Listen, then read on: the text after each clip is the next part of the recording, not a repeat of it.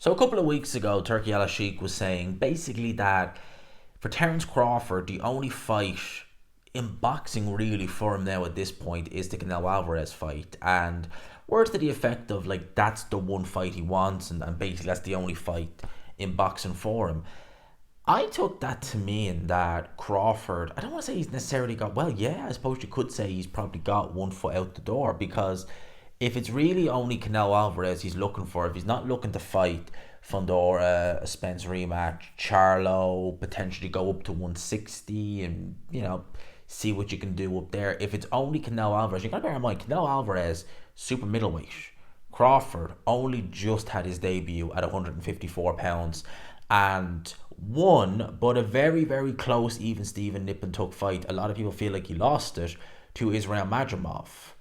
Has Crawford maybe assessed the situation at 154 pounds, looked at things and thought, okay, and I believe you me, Crawford, who's got to be pushing 37 now if he isn't already, is still just, it's phenomenal really because you look at someone of the talent in Terence Crawford and to watch Terence Crawford, it's just a joy. Like he is one of those fighters that one round or a 12 round fight, you'll watch it either way. He's just a joy to go and sit and watch. Technique, power, everything about Crawford is just there. And the thing is, he's doing that at, I've got to say, an advanced age, certainly for fighters in his weight categories. Even fighters of heavier weights. I mean, you look at someone like Alexander Usyk, a very talented fighter, someone who, along with Crawford, many would have in their top three pound for pound in that, bracket of 1 to 3, whatever order you have it in. Alexander Usyk is of a similar age to Terence Crawford. I think he's a little bit older. I think he is older. But you see him declining a little bit, or certainly slowing down. Heavyweights, they tend to be able to keep going and keep fighting at a good rate and, a bit closer to their peak, basically, is the word I'm looking for, than fighters of lower weight divisions. And welterweight is kind of in that. So for Crawford to be 37 years old, still at his best, he's probably not at his athletic peak, but he's probably not far removed from it.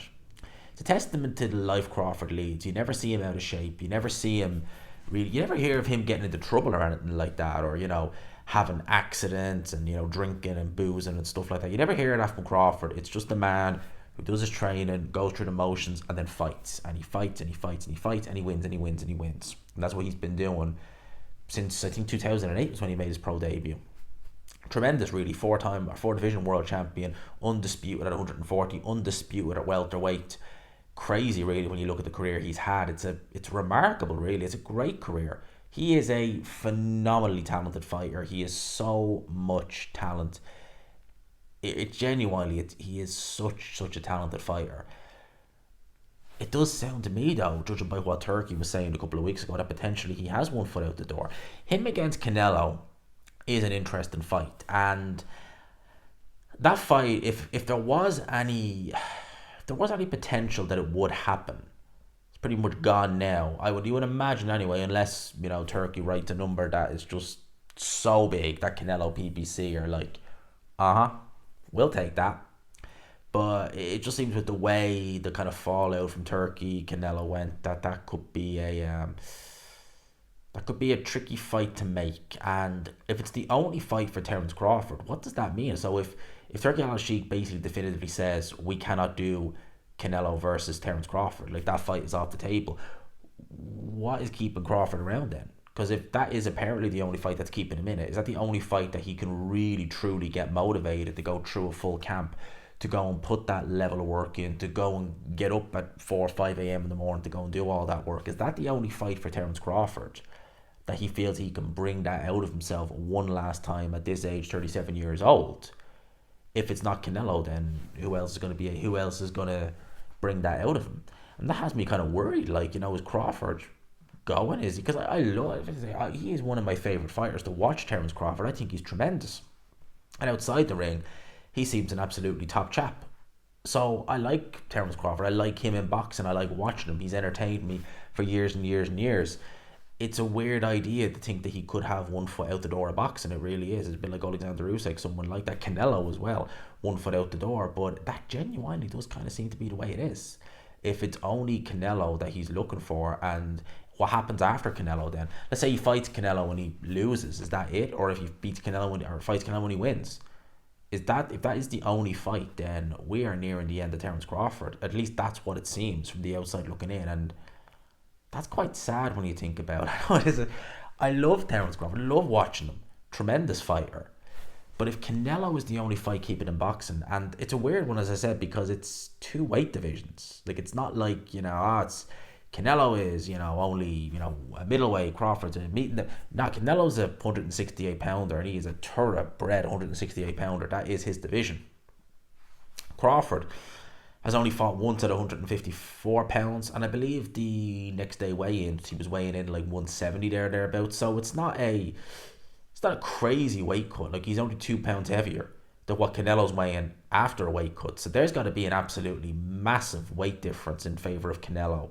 If Canelo can see, I think Canelo partially he's not going to be as good at 34 as he was at 24.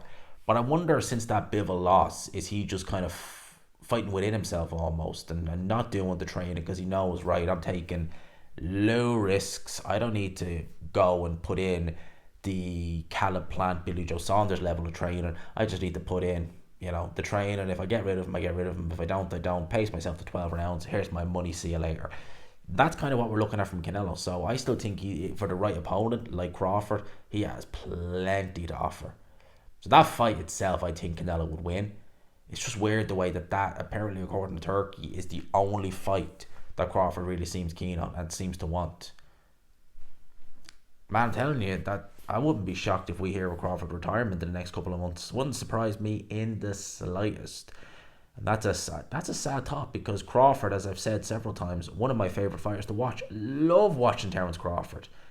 His career has been incredible to watch. Madness if he has one foot out the door. It really is, for me anyway. Let me know your thoughts in the comments section below. Crawford potentially 1 foot out the door.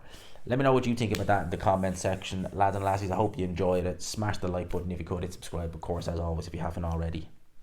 Peace.